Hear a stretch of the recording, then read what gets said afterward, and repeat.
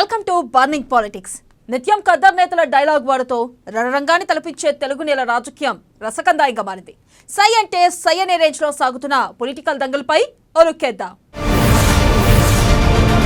తెలంగాణలో 10 ఏళ్ల తర్వాత అధికారం చేతులు మారబోతుందా అంటే అవునని ఎగ్జిట్ పోల్ సర్వే నివేదికలు వెల్లడిస్తున్నాయి. 4 రాష్ట్రాల అసెంబ్లీ ఎన్నికల్లో బీజేపీ, కాంగ్రెస్ నువ్వా నేనా అన్నట్టుగా తలపడ్డట్టు ఎగ్జిట్ పోల్స్ వస్తే, తెలంగాణలో మాత్రం అన్ని ఎగ్జిట్ పోల్స్ ఫలితాలు కాంగ్రెస్ వైపే మొగ్గు చూపాయి. రాష్ట్రంలో హస్తం పార్టీ తొలిసారి అధికారంలోకి రానుందని సర్వేలు రిపోర్ట్ రిలీజ్ చేశాయి. ఇంతకీ హస్తం అధికారంలోకి రావడానికి అధినేతలు ఏం చేశారు? వారి వ్యూహాలను ఓసారి చూద్దాం.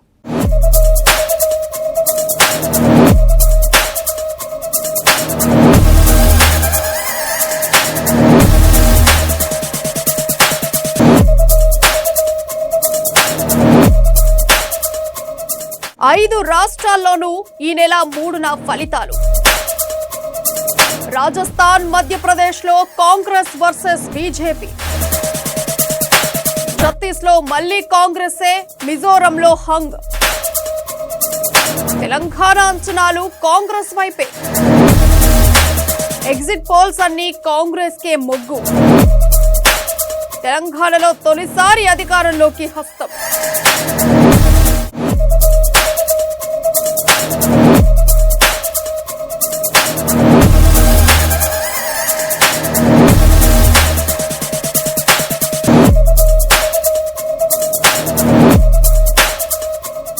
తెలంగాణ ఎన్నికల్లో కీలక ఘట్టం ముగిసింది. రాష్ట్ర వ్యాప్తంగా 119 నియోజకవర్గాల్లో పోలింగ్ ప్రశాంతంగా జరిగింది. చెదురుమదురు ఘటనలు మినహా పోలింగ్ ప్రశాంతంగా ముగియడంతో ఎన్నికల కమిషన్ ఊపిరి పీల్చుకుంది. డిసెంబర్ 3న జరిగే ఫలితాల వెల్లడికి ఏర్పాట్లు చేసుకుంటుంది. మరోవైపు ఎగ్జిట్ పోల్స్ కాకరేపుతున్నాయి. అధికార బీఆర్ఎస్, కాంగ్రెస్ మధ్య హోరాహోరీ ఫైట్ నడిచిందని పోల్స్ తెలియజేస్తున్నాయి. అయితే విజయం ముంగిట కాంగ్రెస్ పార్టీ ఉండటంతో ఆ పార్టీ శ్రేణుల్లో హర్షాతిరేకాలు వ్యక్తమవుతున్నాయి.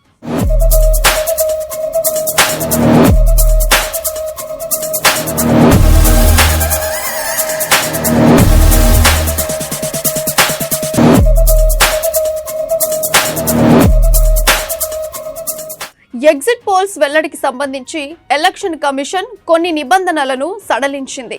సాయంత్రం 5:30 గంటల తర్వాత పోల్స్ వెల్లడించుకోవచ్చని స్పష్టం చేసింది.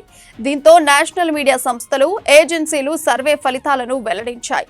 అయితే కొన్ని సంస్థలు బీఆర్ఎస్ అధికారంలోకి వస్తుందని చెప్పగా, మరికొన్ని మాత్రం కాంగ్రెస్ గెలుపు ఖాయమని తేల్చి చెబుతుండడం ఉత్కంఠ రేపుతోంది. Old trends and strategies, today's Chanakya, CNN Telangana, Chanakya status తదితర సంస్థలు కాంగ్రెస్ పార్టీదే విజయమని తేల్చి చెబుతున్నాయి. అయితే పల్స్ టుడే సంస్థ మాత్రం బీఆర్ఎస్ అధికారాన్ని నిలబెట్టుకుంటుందని చెబుతుండడం విశేషం.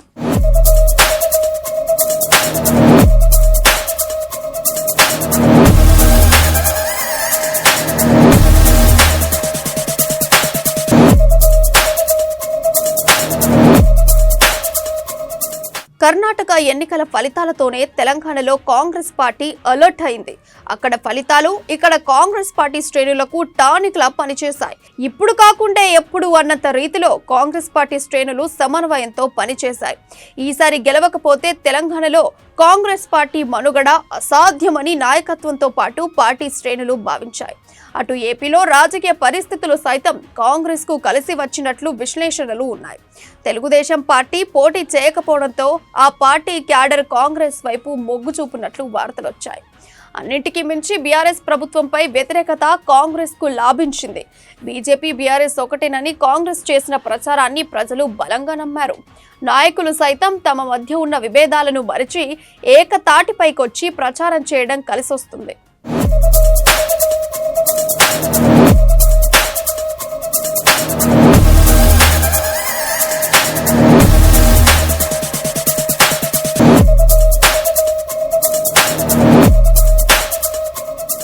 అయితే మునుపెన్నడూ లేని విధంగా కాంగ్రెస్ పార్టీ బలమైన అభ్యర్థులను రంగంలోకి దించింది. ఆర్థికంగా, సామాజికంగా బలమైన అభ్యర్థులు ఈసారి బరిలో నిలిచారు. అటు కాంగ్రెస్ పార్టీ తరఫున స్టార్ క్యాంపెయినర్లు రంగంలోకి దిగారు. ఒకవైపు ఎన్నికల ప్రక్రియ, మరోవైపు ఇతర పార్టీల నుంచి బలమైన నాయకులు రావటం కాంగ్రెస్ పార్టీకి కలిసొచ్చింది. అటు ఏపీలో సెటిలర్స్ తో పాటు టీడీపీ శ్రేణులను ఆకర్షించడంలో కాంగ్రెస్ పార్టీ సక్సెస్ అయినట్లు విశ్లేషణలు ప్రారంభమయ్యాయి. మొత్తానికైతే సుదీర్ఘ విరామం తర్వాత తెలంగాణలో కాంగ్రెస్ పార్టీ అధికారంలోకి రానుందని ఎగ్జిట్ పోల్స్ వెల్లడించడంతో ఆ పార్టీ శ్రేణులు సంబరాలు చేసుకుంటున్నాయి. అయితే అసలు ఫలితం డిసెంబర్ 3న వెల్లడి కానుంది. అప్పటి వరకు ఈ ఫలితాలు మాత్రం కాంగ్రెస్ పార్టీకి తీపి కబురే. ఈ ఎగ్జిట్ పోల్స్ నిజమైతే మాత్రం హస్తందే అధికారం.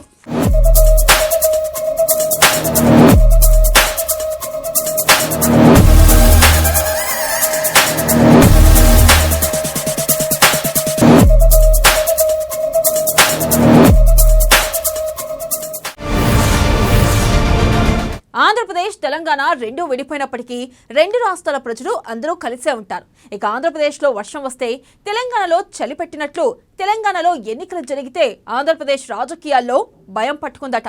మరి తెలంగాణ ఎన్నికలకు ఆంధ్రప్రదేశ్ నాయకులకు మధ్య ఉన్న సంబంధం ఏంటి?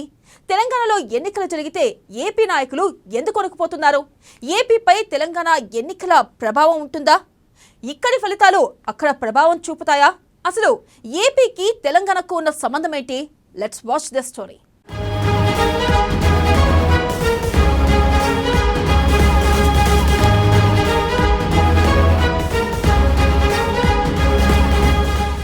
ఏపీ ఎన్నికలపై తెలంగాణ ఫలితాల ప్రభావం. రెండు రాష్ట్రాల రాజకీయాలపై అందరిలో ఉత్కంఠ.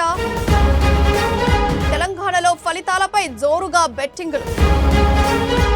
ఏపీలో 2 సార్లు మారిన అధికారం. తెలంగాణలో 2 సార్లు బీఆర్ఎస్ ప్రభుత్వం. ఏపీలో కుల రాజకీయాలు ఉంటాయనేదే వినికిడి. ఎన్నికల బరిలోకి కలిసొస్తున్న బాబు పవన్. సింగిల్ గానే బరిలోకి సీఎం జగన్. సంక్షేమమే గెలిపిస్తుందన్న ధీమాలో జగన్.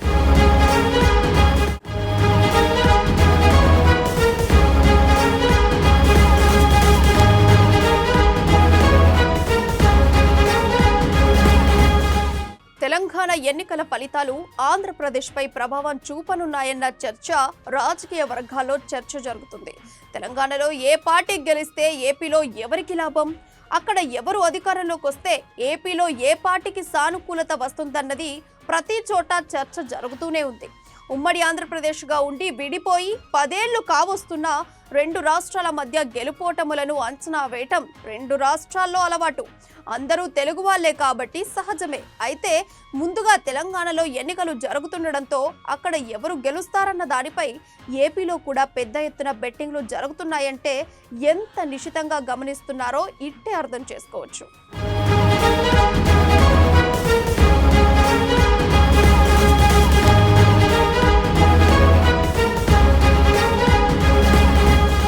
అయితే తెలంగాణ ఆంధ్రప్రదేశ్ పరిస్థితులు వేరువేరు. రాజకీయంగా సామాజికంగా భిన్నమైన పరిస్థితులు ఉంటాయి. తెలంగాణలో లేనిది ఏపీలో ఉన్నది కులం. ఏపీలో కుల ప్రభావం ఎక్కువ, తెలంగాణలో అది తక్కువగా కనిపిస్తుంది. 2014లో తెలంగాణలో బీఆర్ఎస్ విజయం సాధిస్తే అదే సంవత్సరం జరిగిన ఎన్నికల్లో ఆంధ్రప్రదేశ్లో టీడీపీ అధికారంలోకి వచ్చింది. 2018లో బీఆర్ఎస్ రెండోసారి గెలిస్తే ఏపీలో మాత్రం వైసీపీ అఖండ విజయాన్ని నమోదు చేసుకుంది. అంటే 2 సార్లు తెలంగాణలో ఒకే పార్టీ గెలిచినా ఏపీలో మాత్రం 2 సార్లు వేర్వేరు పార్టీలు అధికారంలోకి రావడం అందరికీ తెలుసు.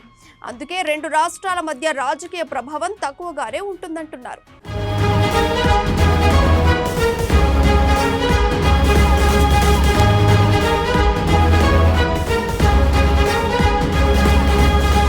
తెలంగాణలో సీమాంధ్ర ఓటర్లు ఎక్కువ. అక్కడ వారు ప్రభావం చూపుతారు. కానీ ఏపీలో అలా కాదు. ఇక్కడ వేర్వేరు కారణాలు విజయాలకు దోహదం చేస్తాయి. తెలంగాణలో 2 సార్లు కేసీఆర్ అధికారంలోకి రాగా ఏపీలో మాత్రం మార్పు కోరుకున్నారనేది గత ఎన్నికల ఫలితాలను బట్టి తెలుస్తుంది.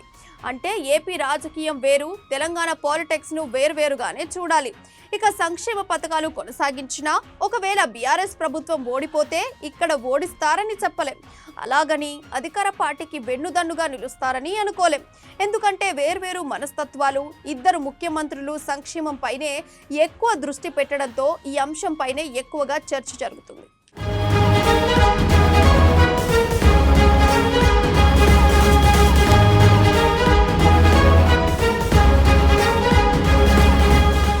ఇక కేసీఆర్ అక్కడ ఇక్కడ ఒంటరిగానే బరిలోకి దిగారు.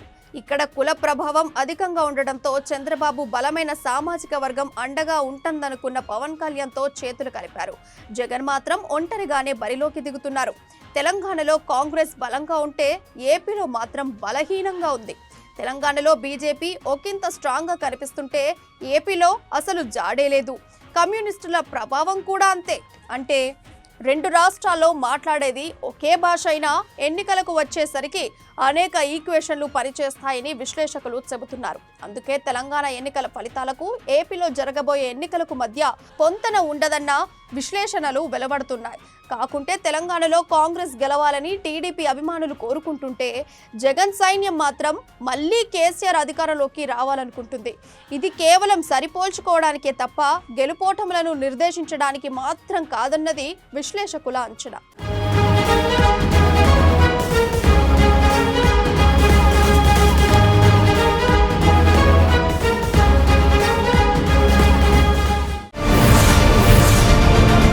ఏపీలో ఎన్నికల వేడి మొదలైనట్లు కనిపిస్తుంది. ఇప్పటికే వైసీపీ నాయకులు సామాజిక సాధికార యాత్రల పేరుతో బస్సు యాత్ర చేస్తూ ప్రజల్లోనే ఉంటున్నారు.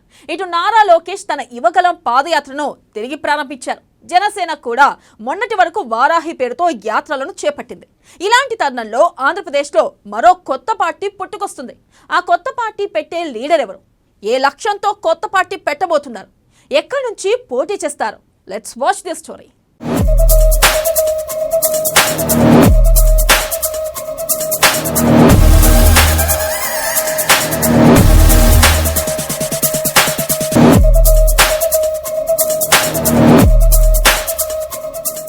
ఏపీలో మొదలైన ఎన్నికల వేడి.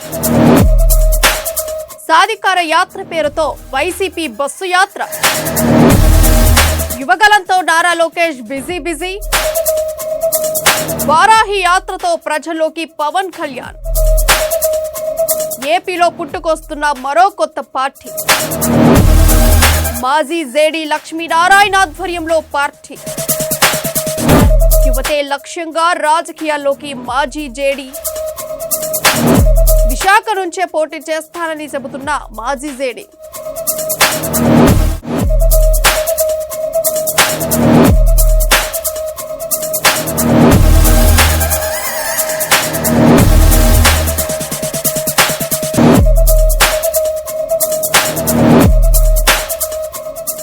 సిబిఐ మాజీ జాయింట్ డైరెక్టర్, మాజీ ఐపీఎస్ అధికారి వివి లక్ష్మీనారాయణ రాజకీయాల్లో కొత్త అడుగు వేస్తున్నారు. సొంతంగా పార్టీ పెట్టాలని ఆయన నిర్ణయించుకున్నట్టు తాజాగా ప్రకటించారు. అయితే దానికి అవసరమైతే అన్ని ట్యాగ్ జోడించడం గమనార్హం. ప్రస్తుతం ఏ పార్టీలోనూ లేని జోడీ గత 2019 ఎన్నికలకు ముందు సిబిఐ ఉద్యోగానికి రాజీనామా సమర్పించి రాజకీయ అరంగేట్రం చేశారు. వస్తూనే జనసేనకు జై కొట్టారు. విశాఖ నుంచి ఎంపీగా పోటీ చేశారు. విశాఖ నుంచి నేను పోటీ చేస్తాను. ఖచ్చితంగా ఒక కొత్త ఒరవడిని తీసుకురావాలని అనుకుంటున్నాను. కాబట్టి ఆంధ్రప్రదేశ్లో కూడా ఒక కొత్త ఒరవడి, కొత్త ఆలోచనలు తీసుకొద్దామన్నది ఒక సంకల్పం ఉంది. ఆ సంకల్పాన్ని త్వరలో నేను ప్రకటిస్తాను. యువతరం ఎవరు వచ్చినా కూడా వాళ్ళని ప్రోత్సహిస్తాను. ఆలోచనలు ఉన్న యువతరం, చదువుకున్నంత మాత్రాన ఆలోచనలు ఉండాలని కూడా ఎక్కడ నియమావళి లేదు.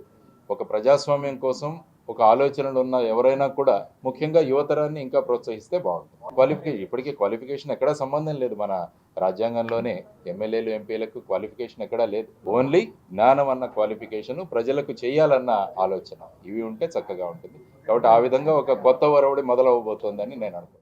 అయితే ఆ ఎన్నికల్లో ఆయన ప్రజల అభిమానం చూరగొన్న, మద్దతు దక్కించుకున్న ఓట్లు మాత్రం వేయించుకోలేకపోయారు. దీంతో ఆయన ఓడిపోయారు. ఇక ఆ తర్వాత జనసేనపై ఆగ్రహించి బయటకొచ్చారు. ఈ క్రమంలో ఆయనకు టీడీపీ, వైసీపీల నుంచి కూడా ఆహ్వానం అందినా ఆయన దూరంగా ఉన్నారు. అదే సమయంలో వచ్చే 2024 పార్లమెంట్ ఎన్నికల్లో విశాఖ నుంచి ఇండిపెండెంట్ గా పోటీ చేస్తానని ప్రకటిస్తూ వచ్చారు.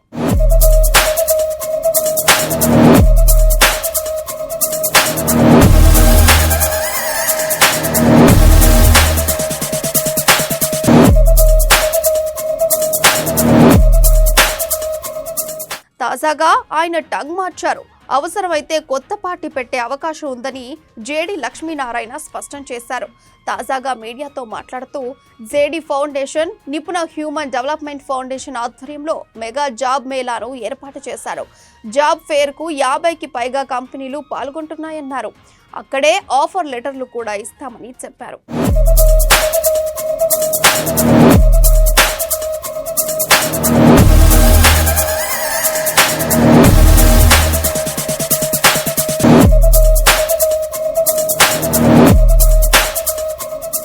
కొంచెం వెనుకబడే అభ్యర్థులకు స్కిల్ డెవలప్మెంట్ ప్రోగ్రాం కూడా నిర్వహిస్తామన్నారు. 10వ తరగతి ఆపై విద్యార్హత ఉన్నవారు ఎవరైనా జాబ్ ఫేర్కు హాజరు కావచ్చని లక్ష్మీనారాయణ పేర్కొన్నారు. వచ్చే ఎన్నికల్లో తన భవిష్యత్తును డిసెంబర్ 2వ వారంలో వెల్లడిస్తానని జేడీ చెప్పారు. అయితే ఇటీవల ఆయన వైసీపీ సర్కారును పొగుడుతూ వ్యాఖ్యలు చేయటం గమనార్హం. దీంతో ఆయన వైసీపీలోకి వెళ్తారనే ప్రచారం జరుగుతుండడం, వైసీపీ కూడా విశాఖ సీటుపై ఆచి తూచి అడుగులు వేస్తుండడంతో ఆయన వస్తారని అనుకున్నారు. కానీ తాజాగా కొత్త పార్టీ బాంబు పేల్చడం గమనార్హం.